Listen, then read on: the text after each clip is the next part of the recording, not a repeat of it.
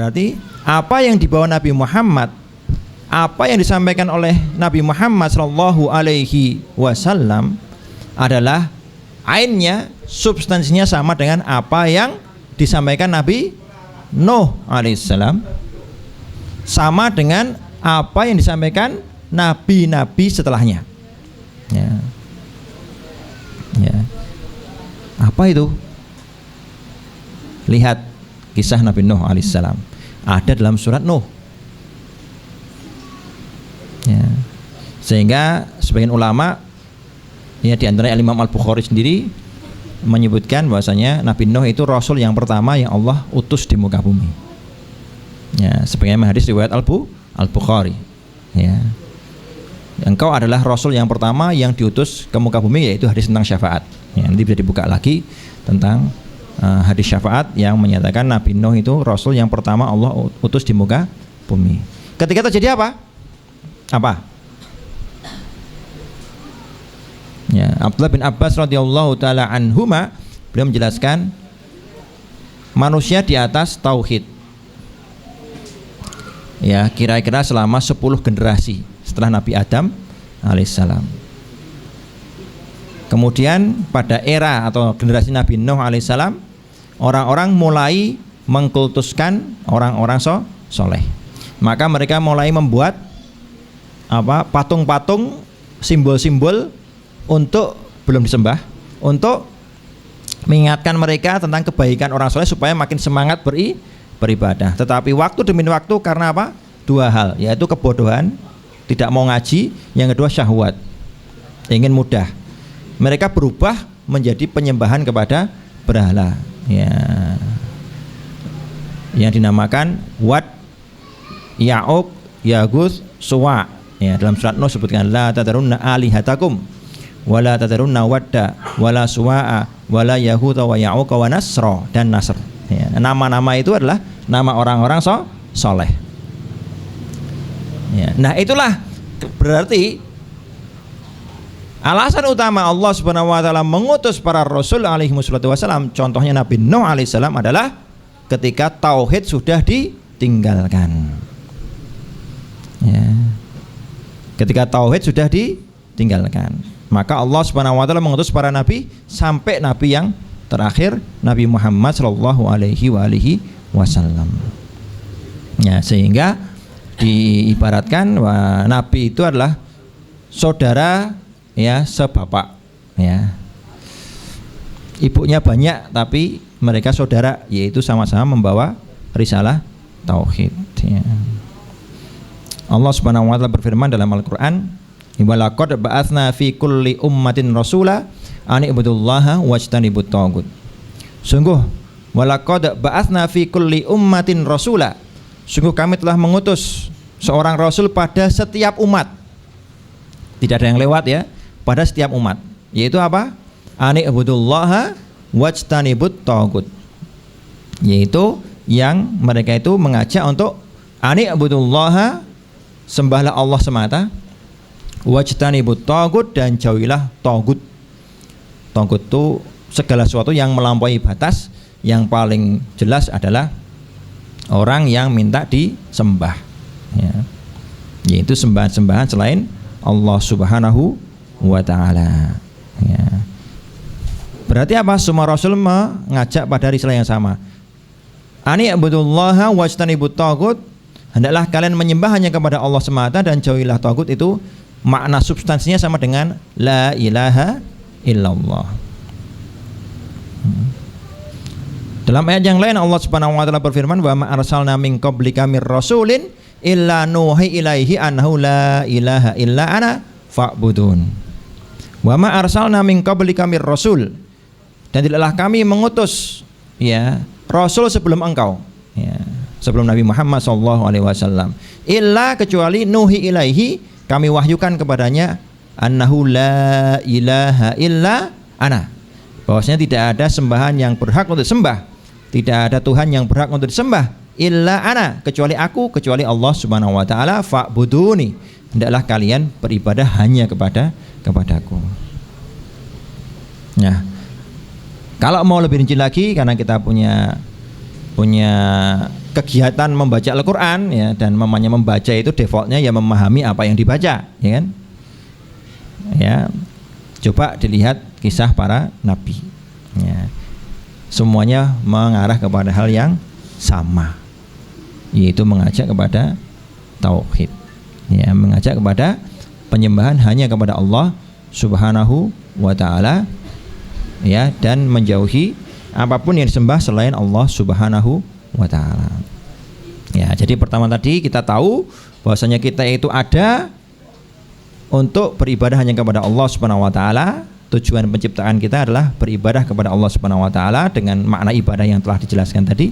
Yang kedua, tujuan Allah mengutus para rasul alaihi wassalatu wassalam adalah untuk mengajak manusia kepada tauhid, yaitu kembali kepada fitrahnya.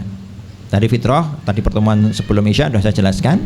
Fitrah itu tauhid, dan memperbaiki masyarakat supaya mereka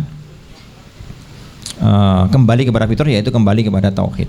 Dan tauhid yang dimaksud utamanya adalah tauhid ibadah.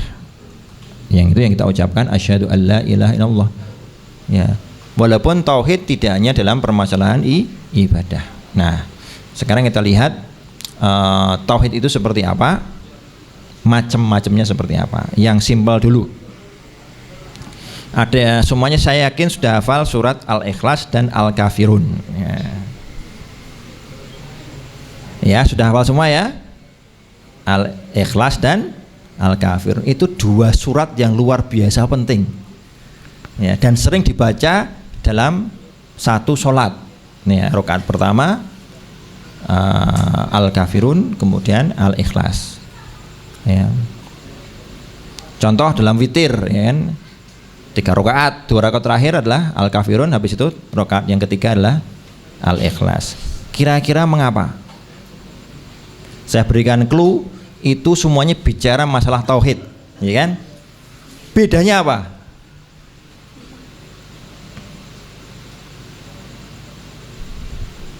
Al-Ikhlas bicara tentang tauhid, Al-Kafirun bicara tentang tauhid.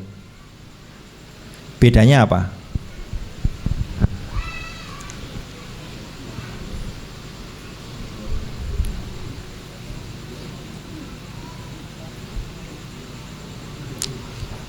Kalau kita bicara Al-Ikhlas dulu, ya, qul huwallahu ahad. Katakanlah Allah itu satu. Ya. Satu dalam arti yang sebenarnya, ya. Tidak bisa dijadikan dua, tidak bisa, satu, ya. Allahu as-somad. Allah itu punya nama as-somad dan sifat, karena dalam akidah Ahlussunnah semua nama Allah itu menunjukkan sifat. As-somad itu sifat, ya, as-sayyid alladzi kamula su'datuhu, yaitu seorang tuan yang sempurna, tidak memerlukan yang lainnya, tapi semuanya perlu kepada Allah. Ya. Artinya semuanya bergantung kepada Allah, Allah tidak bergantung kepada apapun. Ya. Itu menetapkan apa? Sifat itu hanya Allah yang punya. Manusia tidak ada, makhluk lain tidak ada yang punya sifat as-somad. Karena kita adalah fakir ilallah. Allah itu aghnia, Allah itu maha kaya, kita maha fakir. Walaupun punya Fortuner 10, kita itu fakir ilallah. Total, semakin kita fakir kepada Allah, semakin kaya hati kita. Semakin kita tergantung kepada benda-benda, makin miskinlah kita. Sehingga kalau tergantung pada Allah, kehilangan apapun lillahi ta'ala, Allah takdirkan inna lillahi wa inna ilaihi raji'un. Ya. Ya, as-somad, hanya Allah yang punya sifat as-somad. Ya. Kemudian lam yalid wa lam yulad, Allah tidak melahirkan, tidak pula dilahirkan. Ini Allah menyebutkan sifat ini sifat menafikan. Dalam kaidah asma wa sifat, kalau Allah Subhanahu wa taala menyatakan menafikan, berarti ada sebab. Yaitu apa? Ada yang mengatakan innallaha salisus salasah. Allah itu satu Tuhan dari yang tiga. Ada yang mengatakan bahwasanya Isa itu ibnullah.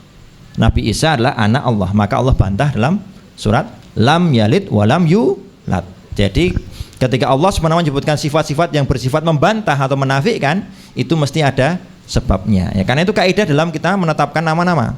Nama-nama yang positif, yang bagus kita tetapkan, yang kita nafikan, yang negatif itu mesti ada sebab. Seperti kalau saya Mas Ken tadi kan ganteng gitu ya, pinter ya.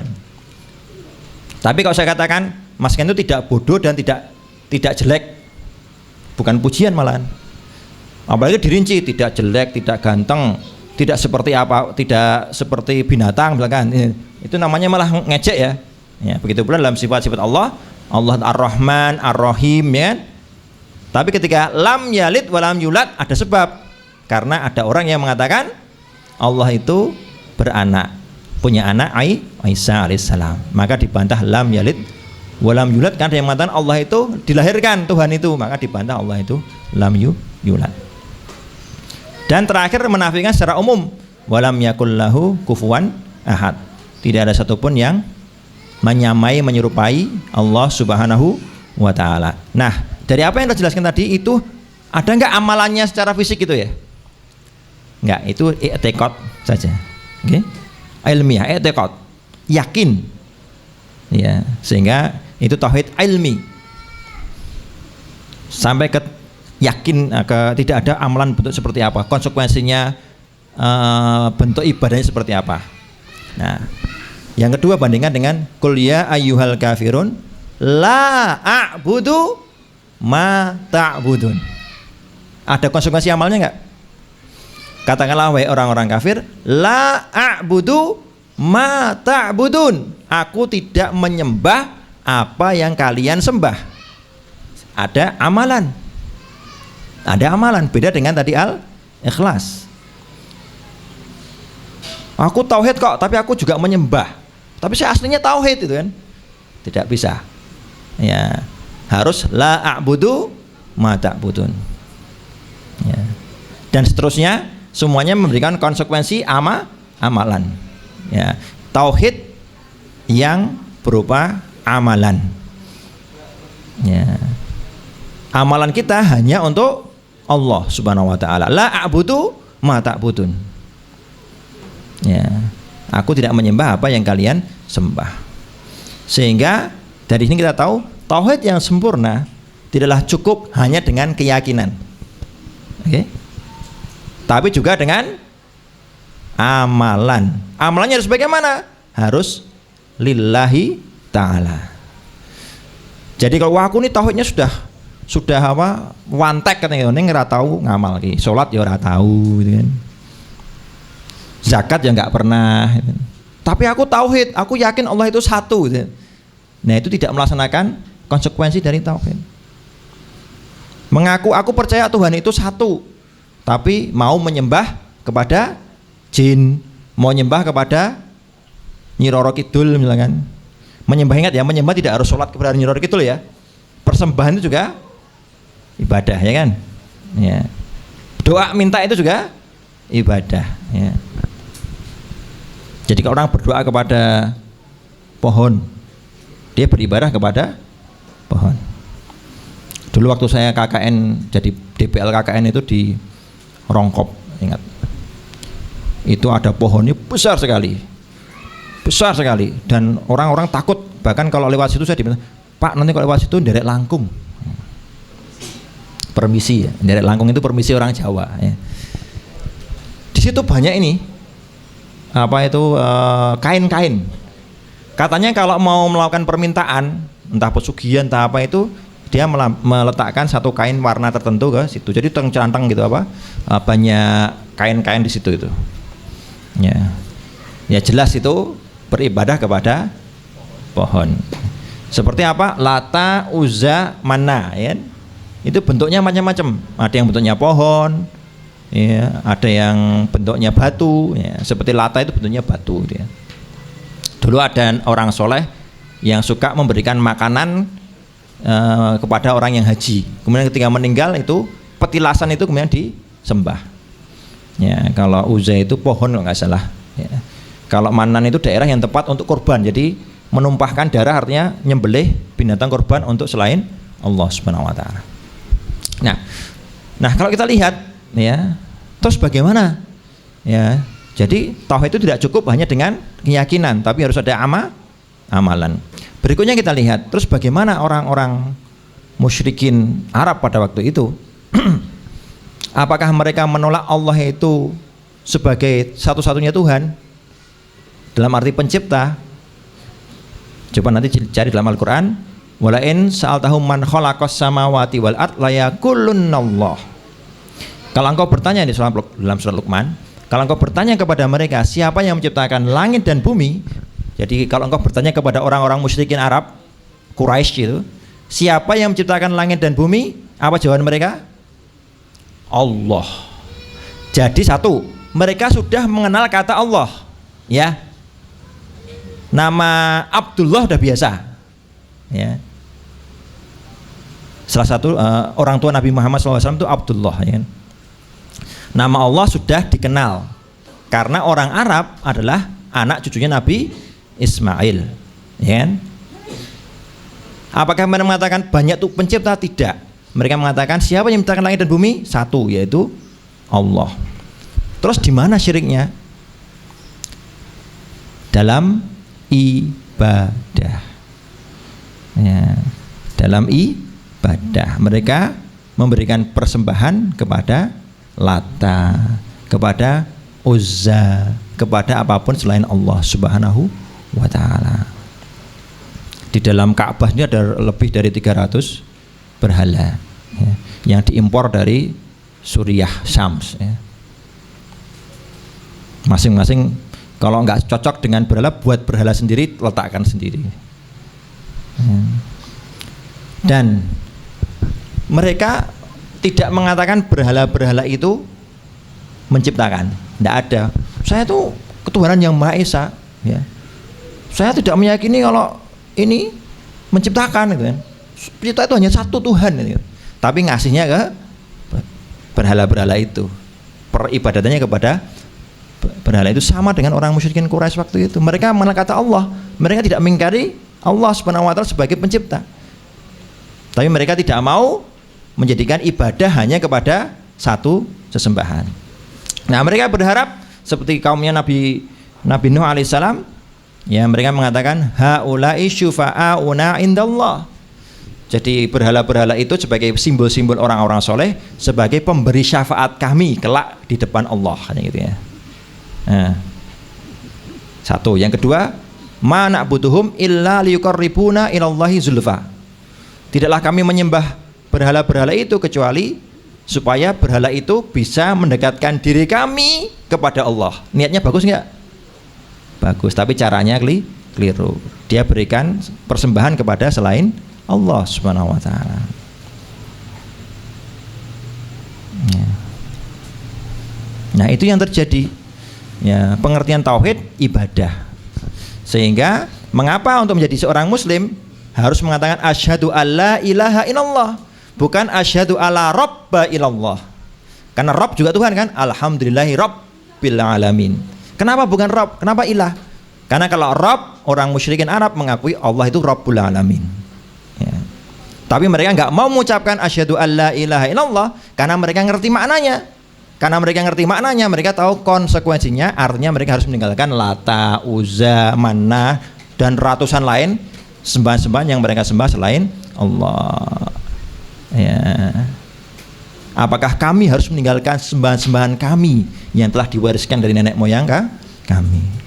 Nah, itu mereka nggak mau mengucapkan la ilaha illallah, ya, karena mereka apa? Paham. Kenapa mereka paham? Karena mereka orang Arab, ya. Kalau kita mungkin agak dimaklumi, ya, karena nggak berbahasa Arab, suruh mengucapkan la ilaha illallah mungkin ya seperti mengucapkan kata-kata yang lainnya karena nggak memahami apa la ilaha illallah. Nah, kita sebagai seorang muslim yang ngaji mestinya tahu konsekuensi la ilaha illallah, ya. Inna sholati wa nusuki wa mahyaya wa mamati lillahi rabbil alamin, jelas.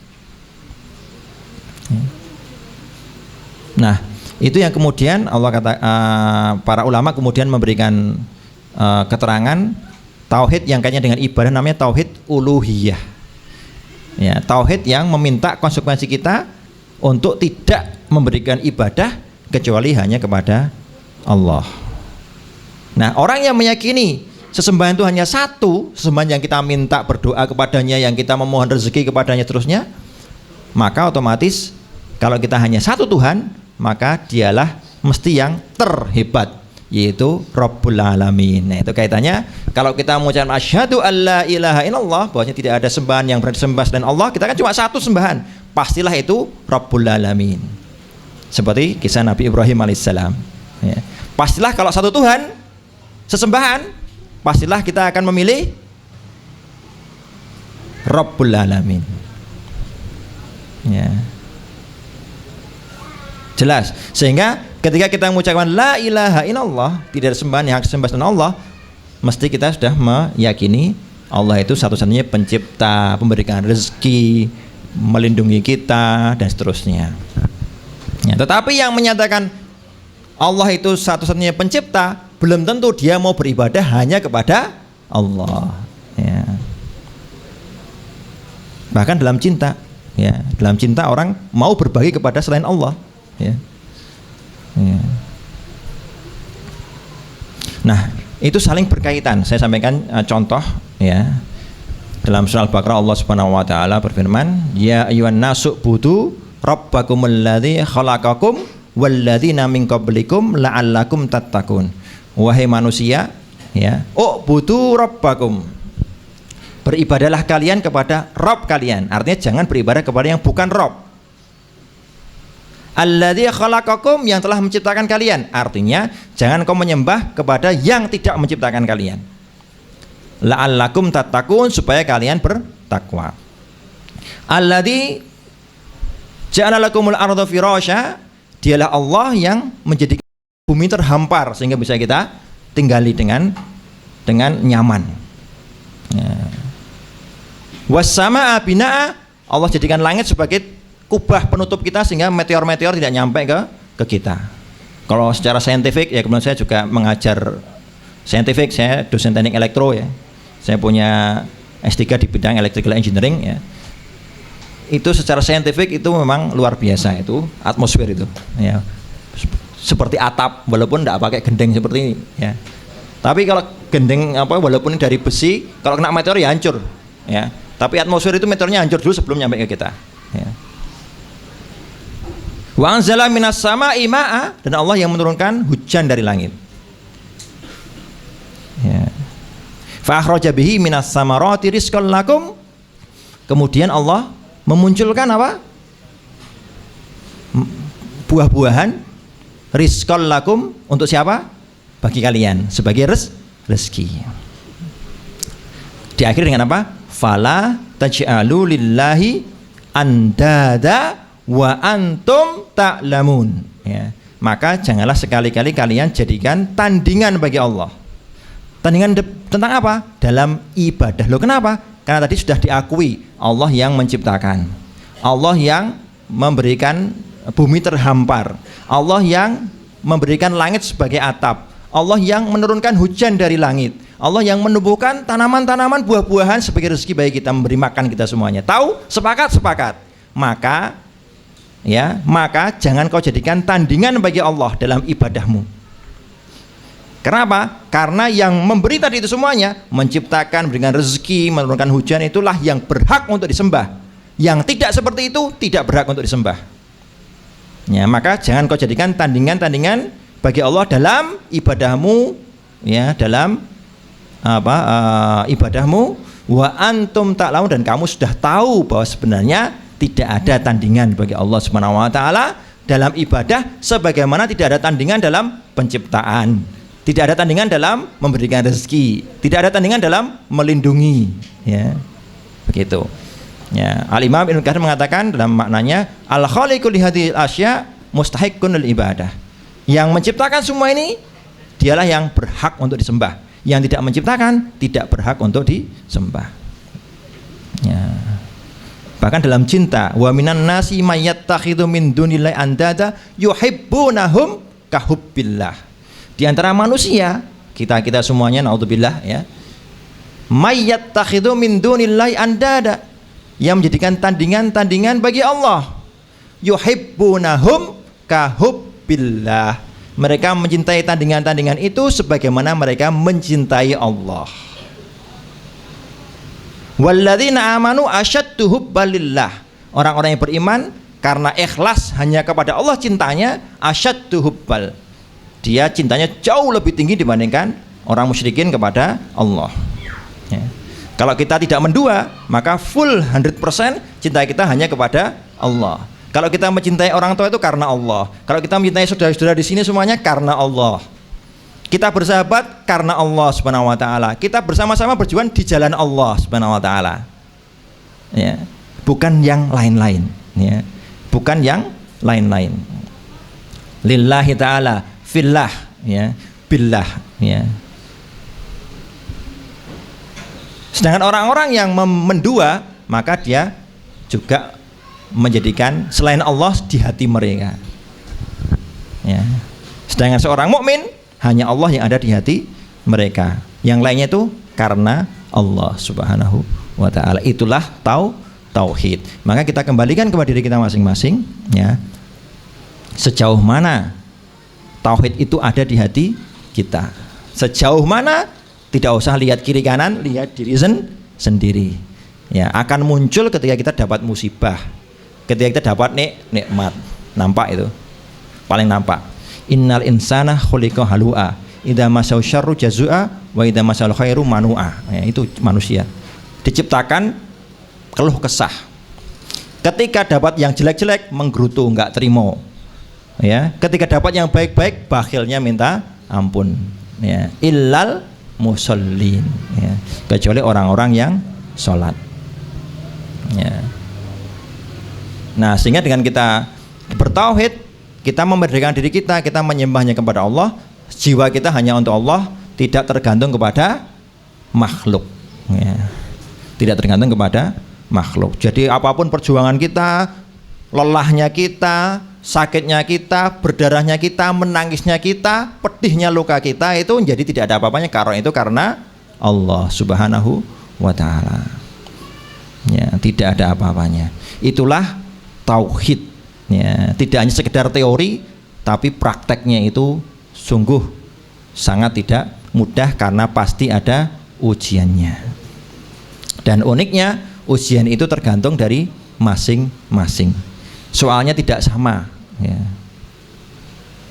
Itu yang akan menguji tingkat ketauhidan kita. Sehingga ini yang sampaikan tauhid yang sangat erat dengan kehidupan kita sehari-hari. Di sana memang ada teori-teori tauhid, pembicaraan tauhid yang berkaitan dengan ilmu kalam, tapi tidak cocok saya sampaikan di sini. Itu levelnya para penuntut ilmu atau para ulama, ya, tentang masalah asma wa sifat dan seterusnya.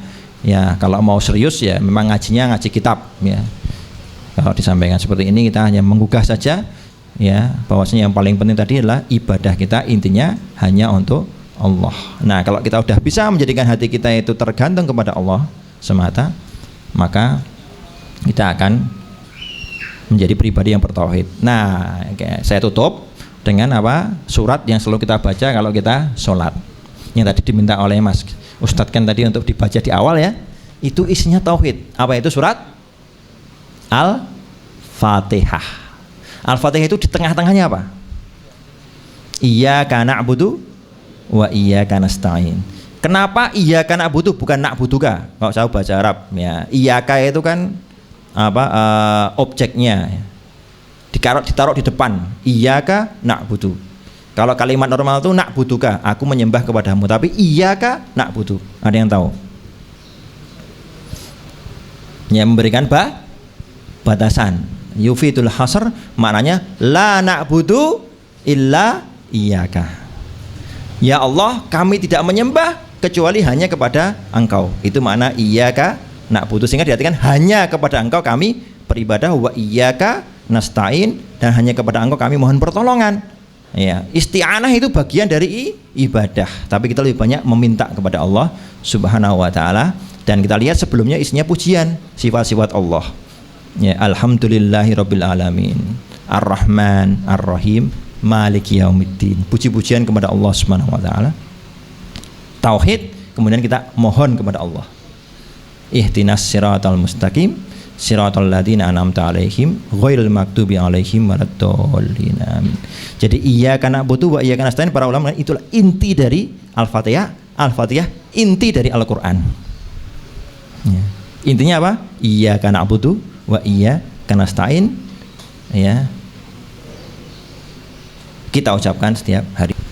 Alhamdulillah, pesan saya kepada teman-teman semuanya yaitu waktu kita terbatas di dunia ini, ya, waktu kita sangat terbatas untuk berbuat baik, ya, sehingga jangan sampai kita sia-siakan waktu, ya. Waktu kita harus produktif, ya. Nah, supaya produktif kita harus banyak-banyak mencari ilmu dan utamakan dari yang paling penting kemudian yang penting, ya. Yang paling penting itu apa? Tauhid, ya. Itu kita selamat. Bukan yang lainnya nggak penting, yang lain juga penting. Jadi tetap semangat untuk mencari ilmu, ya, karena tadi jalan yang paling memudahkan orang untuk masuk surga adalah tolabul ilm. Ya, Allah akan mudahkan jalan dia ke surga sebagaimana riwayat Muslim. Allahu taala alam. Mohon maaf kalau ada salah-salah kata dan salah ucap. Ya, astaghfirullah li wa lakum wa akhiru da'wan alhamdulillahirabbil alamin. Assalamualaikum warahmatullahi wabarakatuh.